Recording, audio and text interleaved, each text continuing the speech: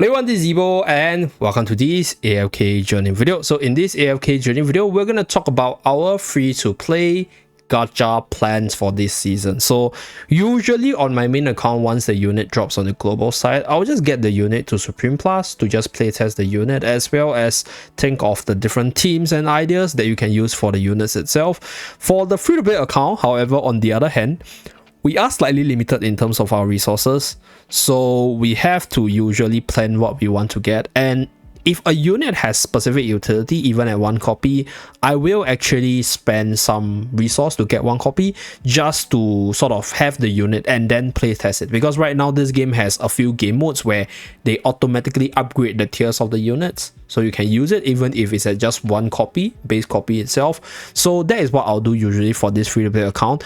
But for this season, right, because we have a pretty decent glance as to what are the next 6 units. So right now we have Lawson Twins. Upcoming we have Valkyria. So after Valkyria we have Cryonia. It's a Hypogean character. We also have Pheromore. We have Kellen right here. And then there's the light bearer guy beside the princess itself. That guy is also more or less confirmed because he appeared multiple times in the story. So that's like 6 characters that we have in mind right now. For the Celestial Hypogean side, I'm skipping Twins because Twins is like a win more character. So if we take a look at like the rankings itself, right now on like my VN server district, I don't see a lot of Twins. And I think Twins on like the global side is a lot more prevalent if you are whale enough and you have the Twins resources to pull for them. So they are really good for the whales itself. But Twins, I'll say, is a win more character. So if you are strong, Twins is going to make you stronger. But if you are not that strong, then the boost that Twins can give to your team might not be as good as compared to you devoting into resources on units which are just basically better on the base level. Units like Odie, units like Lily May, these units that are really strong at the base level, if you have them built up, right, they will be able to deliver decent results even without Twins, right? Twins just make it such that they do better, but I think as a free-to-play player, I will be okay without Twins on this account. So that's the reason why I'm not going for Twins. And then for Cryonia's case, I think Cryonia is going to be really damage-centric. So I do have some resources on the guild store. So roughly 4 copies if I were to save up, but I am going to go for 4 copies of Fresto right here. Pardon me for my voice because I'm not feeling well today. But for Fresto's case, right, what I would actually do is I will get him to Supreme Plus this season, because usually previously I recommended Fresto and a few other EX15 units to be just as Supreme tier. But for this season specifically, the rivalry stats is implemented to the Celestial Hypogean at the Supreme Plus tier. So a unit or a Celestial Hypogean that is good both for PvP and PvE is greatly boosted by this change, because you can upgrade this unit to Supreme Plus to get the rivalry stats for your PvP contents, the additional ability. For Fresto's case, a lot more tankier at the start of battle because of the initial massive shield, as well as the massive stat boost into S plus for your PvE contents. So the value of getting Fresto to Supreme Plus is insane right now because of the multitude of reasons I explained earlier. Because this unit is used in multiple different contents, for your AFK stages with your Mauler teams, in your PvP stages with a whole bunch of Wilders, as well as your Grave Bonds with Bonnie and Viperon. A lot of good teams you can form around this unit, and you build a lot of stuff around this unit, right? Or rather, you add this unit into a lot of teams naturally because of how good this unit is overall. So generally speaking, I think it is not a mistake to upgrade him to Supreme Plus just for the versatility of this unit. And on top of that, I think Fresto has proven himself to be a decently good endless Dream Realm bosses across quite a few bosses last season. I think looking at this roster right here, I think Crystal Beetle is definitely going to still be Fresto's like strengths in the late game in the endless mode. Chris Shellbrood, we are using Fresto, so late game I think we are probably still going to use Fresto. Snow Stomper, probably Fresto. Fresto for Illusia might also be an end game option because of the chicken ability, so that's definitely something to look out for. So the only boss which I think Fresto is confirmed to be not good or unusable with Talessa, because Talessa is like a unit which doesn't let the melee attackers move to her, right? So Fresto is not going to do much there because he can't attack the boss. So like other than Talessa, there is a possibility that Fresto is probably still going to be good across all the other bosses moving forward.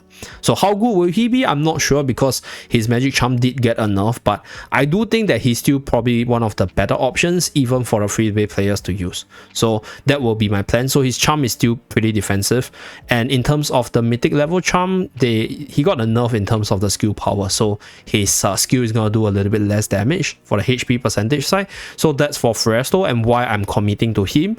So no Cryonia, no twins on this account. So I'm probably going to pull for Cryonia just for one copy testing if we don't get her on the Pioneer side for us to test her out, and if she has some utility at just one copy. If not, I did rather save my resources, commit on Fresto to S+ right here. So that's my Celestial Hypogean pulling strategy.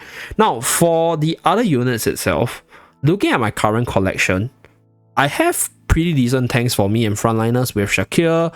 We have Fresto. My Shakir is going to go into S+ really soon, just one copy away. And then we have Torrent. We also have Almas. So I even have Lucius as Supreme Plus. So I don't actually need another tank like to help my free-to-play account. And in most cases, I think you having like 2 or 3 good tanks is more than sufficient for your overall gameplay. So I am probably skipping for Callan unless this unit has proven his meta levelness. Unless he's super duper meta, they have no choice but to go for him, but I'll probably skip him. So that's for Callan's case, because his kit looks very defensive, maybe with a little bit of debuff, but if his debuff is strong enough, he might be usable for the Dreamyon purposes. So it's hard to say, but we shall see. So that's for Callan. Probably skipping, but could be going for him is if he's broken. Then for Velkia's case, the reason why I'm going for Velkia, there's a few reasons. Number one, I actually value my waifus a lot more over like all the male characters, to be really honest with you guys. I think that's pretty much like what most of the gacha players are going into right now. Waifus over meta. But Velkia seems like a pretty meta character in terms of a kit, and she's a warrior character, meaning that she could actually fill out my roster and make it a little bit more comprehensive. Because if you take a look at my current roster right now, we have quite a fair bit of healers. We have decent numbers of tankers and frontliners, and then we have rogues. So rogue side, we have Lily May. Bonnie is technically a ranger rogue. We have Vala built up to Supreme Tier. We have Sylvina at Supreme Tier as well. So for the PvP side, I do have sufficient rogues to help me in most situations. But for the warrior side, we have Corinne as well as our dear Sonia over here. So Sonia and Corinne is good, don't get me wrong. So these are the better warriors right now. But we are lacking a Graveborn warrior. So that's number one. Number two, for Velkia's kit, it looks like she could be a massive carry based on the number of advertising they've done on her, as well as her initial first look at her kit. So there is a potential because of the buff that she's getting, as well as the massive damage number that she displayed during the story mode. That's why I do think that she's going to be decently good, and I am definitely going to commit to her. And another reason why I think committing to Velkia early is worth it is because in the previous season, I think Sinbad was okay in the earlier stages of the game. But the thing is, Sinbad eventually fell off, right? So I didn't actually go for Sinbad, neither did I go for Tasi. So I actually missed the period where these two units, they were extremely good. And I think if let's say that happens to Velkia, at the very least, if I were to get her early, I'm able to experience the most out of her, and then later on exchange for another stronger A level if there's a more meta and stronger one later on with the A level swap ticket itself. So swap ticket, I'll say in general, I would say the best way to use it would be to go for like an early game character first, and then see whether or not the character is good moving forward into a late game, and if that character is something that you actually need in your team.